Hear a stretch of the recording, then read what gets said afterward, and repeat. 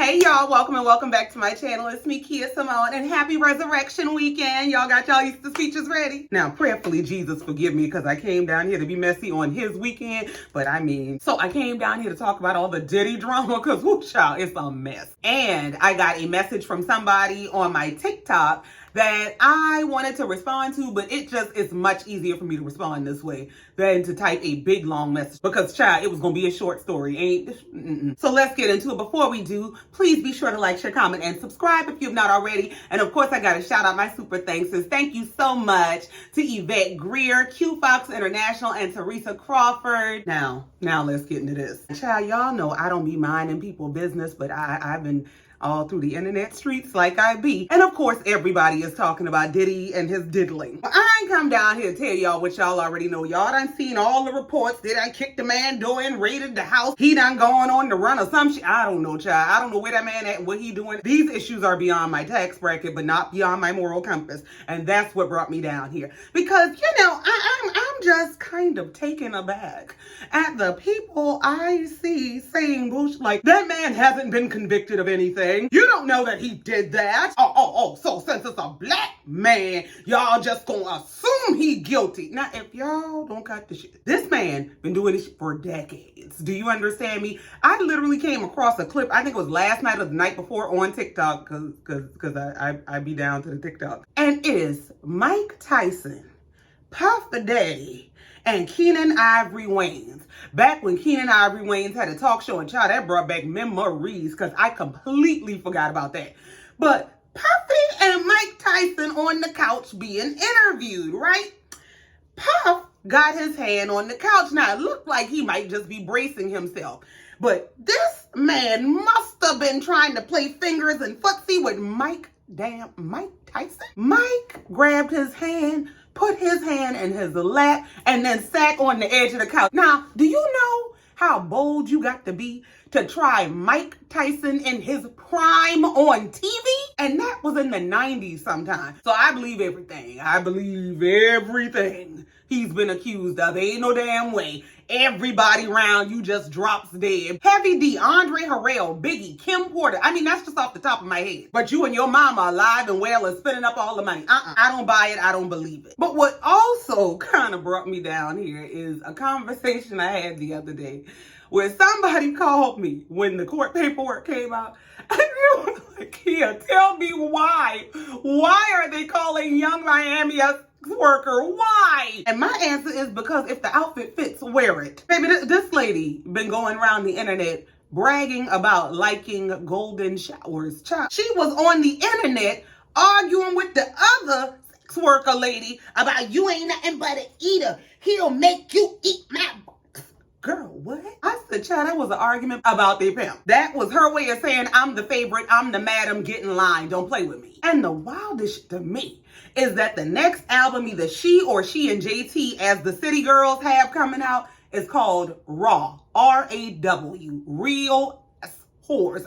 What? Now, I know you see the man down to the courthouse in Atlanta where they having a concert in the courtroom playing up all his music, like, yeah, you going to jail because you said it in the song. You did this bullshit. And y'all just gonna go make an album about the kind of life y'all in, but we real whores. We getting this money. No, you're getting dragged into this case. I mean, all their music has been about being paid for providing their services. Now, where I think the problem comes in and why so many people are on the internet about, oh my God, they listed her as a sex worker, is because people make idols of people. You see this shimmering idol that seems to be living everything you want. And so people choose to live vicariously through them and turn a blind eye to their bullshit and their bankrupt character. We live in a time where people will quite literally excuse and enable people to death, especially if they have the appearance of having money or status or fame. Diddy's track record is older than some adults. And the thing is, it's been in our face the entire time. If you go back to making the band, that man was a raging tyrant on that damn show. And this whole bullshit made Lori, the choreographer who was on that show, make a whole lot of sense. Because I don't know if y'all remember, but I remember. Remember the scene where Lori was supposed to be choreographing. I don't know if it was the guy band or if it was New Edition. I don't remember who it was. I remember one of the members of New Edition was in the scene. But she was supposed to be creating choreography for this group. She apparently didn't do it the way Diddy wanted it done, and this went off. And she was not backing down. Sis stood 10 toes down. Don't play with me. When that fool got to talking real crazy, that lady went down to the police station on the TV show. Yeah, film all this, because I know who he is and I know what he's capable of, and he won't get me. I see, yeah, Lori knew all along. And you know, for me personally, you know, when I was really done with him, I was really done with him back in his J-Lo era, where he had that pew-pew and they got pulled over and he let Shine take the charge and let that man sacrifice his freedom and his career. Oh, I've been real done. Because I love me some Shine, okay? I mean, he's been a monster for years. This is nothing new. So in my mind, what I believe happened is he done pissed off somebody higher than him. Whoever he done pissed off is sicking the dogs on him and tearing that ass up. And I do not feel bad for him. And I won't feel bad for him simply because he's a black man. And he's been making music for us for all these years. Yeah, the clue's been in the music too. Now, I ain't gonna tell you I ain't gonna listen to it no more, because some of my songs are some of my songs and I'm gonna just have to, Lord, please. But what it all boils down to is take people at face value. In the words of the great Maya Angelou, when someone shows you who they are, believe them the first time. Do not buy into the glitz and glamour of things, because truly it's games and illusions. It's not real. And the thing is, people see people with money and nice cars and big homes and designer bags and want that life, but you don't know what the cost is that people are paying to have those things, because people pay more than money. Sometimes it might be your body. Sometimes it might be your peace. Sometimes it might be your soul. So don't be in a rush to get robbed, okay? Because that's what's going to happen. They're going to give you a little bit of money for you to never have peace or never own your soul again. But I said all that to say this shit been in our face. I think what we're witnessing is some kind of a takedown. That's what's happening. And it's not because somebody is so offended by his moral bankruptcy. No, he must have got down in his bag and really believe he got power that apparently he don't have, and they whooping that. But that's that on that. The other thing I came down here for is because, like I said, I be down to the TikTok. And apparently on TikTok, you can get messages from people, but if, I guess, you don't follow each other, it doesn't come through as a normal message. It comes through as a message.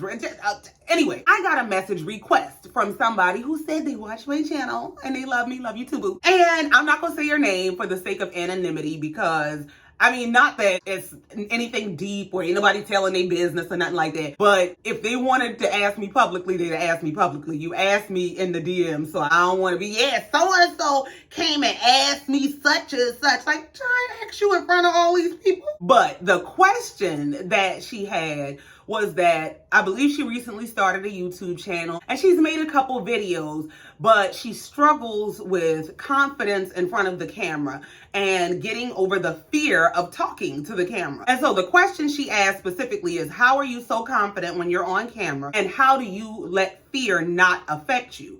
And well, I'm gonna tell you, first of all, I be scared. One, because I already kind of got some level of social anxiety. Like, I'm kind of an introverted extrovert, so this is not normally my thing to just be, oh, look at me, I'm running my mouth. That's not normally my thing. So it did take building some confidence and getting over fear. But the thing is, I'm not going to sit here and tell you that that fear just goes away and, you know, you get on camera and I just have it together and I'm not scared. I'm scared. For me, I wouldn't say that I studied certain people, but I paid attention to some of the people who I consider greats. And for me, somebody who is completely unmatched in their craft is Bernie Mac. Bernie Mac had this thing for years where he would start his set off with, I ain't scared of you motherfuckers. And he explained in an interview that the reason he would start his sets that way is because he actually was terrified. Every time he got on stage, he was terrified. But what I think helps you push past that fear is passion, preparation, and finding a why. What is your why? So for me, for example, I have a book of poetry, and now I got to get around to doing that. But I kind of wanted to build an audience that I could share my poetry with. And I kind of wasn't really ready to do that. Now, that's some shit I have to conquer a fear of. I wasn't really ready to do that, but I knew I needed to be on YouTube. Like, God was sending people to me left and right. You need to be on YouTube. For what? But I found passion in addressing certain issues that I saw as teachable moments that I could completely relate to, that I completely understood through Love and Marriage Huntsville. The way it even started off, the way I even decided to review that show is people were telling me I need to be on YouTube, and I'm like, for what? Do what? And then somebody mentioned to me reviewing TV shows, and I'm like, do what? Who want to hear me talk about a damn TV show? But I was also on Facebook being a comment warrior, battling with people about Love and Marriage Huntsville. And I said, well, okay, if I want to be on YouTube, need to be on YouTube, and I ain't quite ready to share my poetry, then this is what I can do. I can go down there and rather than me typing these paragraphs, whooping people ass in the comments, I'll go start me a channel and talk about the things I want to talk about. When it came time to do that, and I got all the equipment and I'm set up, the odd thing is talking to a camera and there's nobody there. Like, it's weird. It's absolutely strange. But again, I referenced something I had learned throughout the years. Whoopi Goldberg said in an interview that she started out in theater. So before she ever got to do The Color Purple, she was doing a lot of theater work. And in theater, you have an audience. There's energy that is being fed back to you for your performance. And when it came time for her to do The Color Purple, after she got casted for that and all this stuff, she said they're getting ready to film her first scene. And she asked the director, who the hell am I supposed to be talking to? It's a camera. What you want me to do? He explained to her that camera is that same audience that you're used to performing in front of, but it's even bigger. And for me, I do have a background of doing spoken word publicly. And so I am used to a theater-esque kind of a vibe and talking in front of people to some degree. But this year was weird. So I took what Whoopi Goldberg said. You know what? Treat this just like an audience at a spoken word show. Even when that was weird, when that still just wasn't enough, because this is some odd to be talking to a camera and there's nobody there. There's nobody talking back to you. And under normal circumstances, talking to yourself might get you in a straitjacket. It kind of goes against everything you know about communication. So the other thing that I did was made it familiar. I decided I'm gonna just talk to this camera like I'm talking to my mama. Like I'm talking to somebody I know. The way I talk to y'all is exactly the way I tell stories and talk to my mama, my sister, my friends, anybody. That's primarily how I got over it. And I'm like, you know what? I'm talking just like I talk to them, man. And lastly, I would say have no expectations. Something my father used to tell me is expectations are the foundation of disappointment. And when you come down here, when I tell you there's some Russian roulette here, all you can do is roll the dice and celebrate whatever the outcome is. Don't do it expecting to go viral or people are gonna give me brand deals because I'm gonna tell you now, they gonna come. Now, they ain't gonna always come correct, but they gonna come. And don't get me started on how people will steal the swag off your back and the words off your lips, child. But have no expectation so that you limit your ability to be disappointed. Make it fun, make it something you can enjoy, because especially in the state of the world, in the state of society, with the way that everything is, we got enough to be stressed about.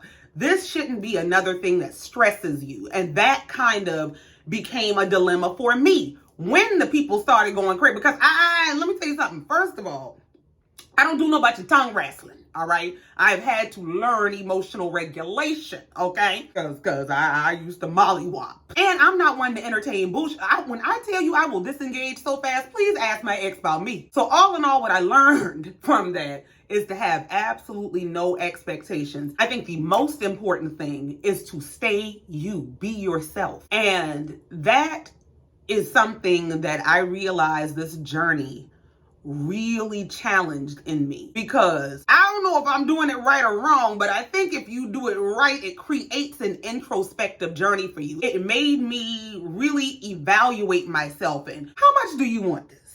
Are you willing to let haters stop you? Are you willing to let people talk and change you? No. No, I ain't doing that because I like me. I done spent a lot of time working on me and I like me, so I'll be damned. Stay you unapologetically, because the other thing that you'll learn is you cannot please everybody all the time, period, point blank. And this is a former people pleaser. I'm trying to tell you, they will drain your soul, be it on the YouTube or in your life. So don't worry about pleasing other people. Worry about putting out a product that you are proud of, that you can stand behind. Like, I can stand 10 toes down, my head up, my chest out about anything I put out on this internet. And yeah, I mean, it might take me a little minute to get my product out, but that's because I believe in a quality product. And I believe that I produce a quality product. And I ain't saying nothing about nobody else's. I'm just saying I believe in mine. Call me Blue Magic. And more than anything, give yourself grace. I am my biggest critic. Ain't nary a muck on this internet that can criticize me harder than I can. And I had to learn, I had to teach myself to talk to me the way I talk to other people, because I have all the grace in the world most of the time until they just drive me to the edge and piss me clean off. I have all the grace in the world for other people, but I hold me to this standard that is damn near ridiculous sometimes. And I realize that. I'm saying it out loud. So essentially, you have to make up your mind that it's just what you want to do. And your faith has to outweigh your fear. I'm a deeply faith-based person. And one thing I strongly believe is fear is a tool of the enemy. It is a tool made to paralyze you when you're on your path, especially when you're on your path to greatness. Let me tell you, I got to be doing something right. I got to be headed in the right direction, because when I tell you, hell broke loose in my life. But I know, I have enough faith to know that that is the enemy coming against me, going for the plan God has for my life. And I refuse. Now, maybe it's just that, hey, I got a little bit of a fighter in me, okay? But I refuse to be held back by fear. I have a greater faith that there is something bigger for me, that God has a plan for me. Now, listen, maybe that was a lot. I'm sorry. But I wanted to give you a real answer, and it was more than I could type back in an inbox response. So, I mean, I ain't telling your business on the internet because they don't know who it is. And,